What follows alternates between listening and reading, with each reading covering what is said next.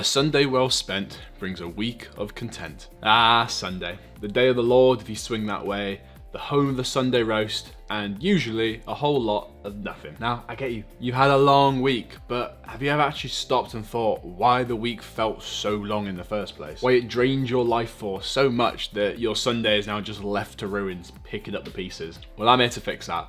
Not your entire life. Not yet at least, but at least fix your Sundays for a better week ahead. Now, in my humble opinion, Sundays are probably the most vital day of my entire week. They act as the mental and physical recalibration that my mind needs to learn from the week, but also prepare for the week ahead. Or in other words, a complete and well-needed reset. Now, the first part of my Sunday is preparing for the week ahead. By failing to prepare, you prepare to fail. And I'm pretty sure Franklin didn't spend most of his week on TikTok. Preparing for the week by doing things like laundry, meal prepping, cleaning, gives you the best chance of not feeling deceased by Sunday. The first thing this does is remove distractions from your day-to-day life. I mean, take a look at these two desks. Which one do you think you're actually going to work best at?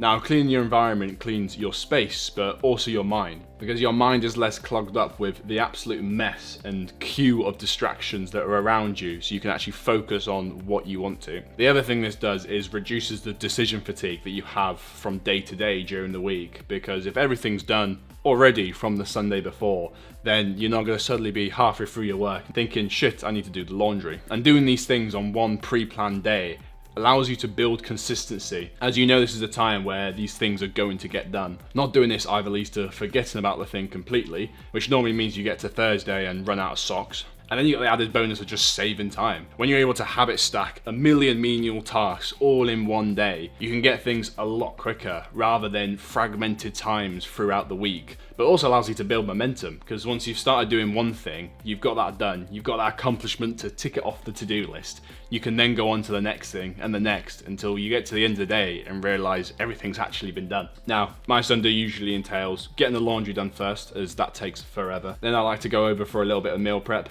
I meal prep for 5 days, and if you're not into the whole meal prep scene in having the same thing every day, what I suggest is making a batch of meals and then just freezing some and then just rotating in different things either from your freezer or fresh during the week, so you're not bored of what you're eating every day. The best thing about meal prep as well is that I'm only washing up these big things once a week because I despise washing up with every part of my existence. Being able to create about 5 kilograms of curry in one wok means that I don't have to do this ever again for at least a week. It also means when I deep clean the kitchen and the rest of the house, it's not going to get dirty for the rest of the week because I'm not actually cooking any large meals. Most things are just getting reheated or are small enough where they're not actually making a large amount of washing up or mess. Then from this momentum, normally I go into anything else that I've got left around the house. This can be fixing that random light that's been flickering for the last 2 weeks, decluttering a lot of things around the house that are in the wrong place, or just going through and finding a lot of things that you either don't need or can sell and make a little bit of money on the side. Sunday is also the perfect time to hop on my weekly Q&A call, which you can ask me anything that your heart desires, which you can access completely for free down below.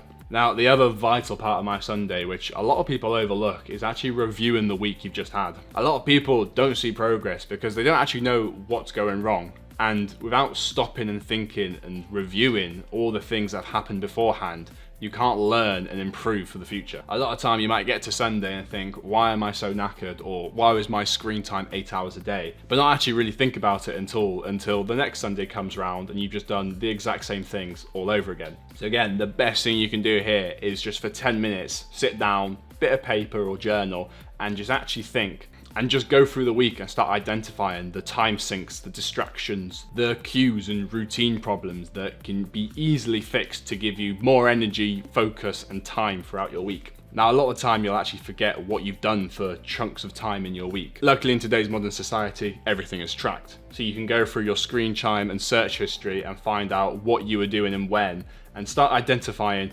where these things are going wrong. Then suddenly you realize for an hour after work every day you're scrolling, or at 8 o'clock there must be a certain cue which is leading you to certain bad habits or websites.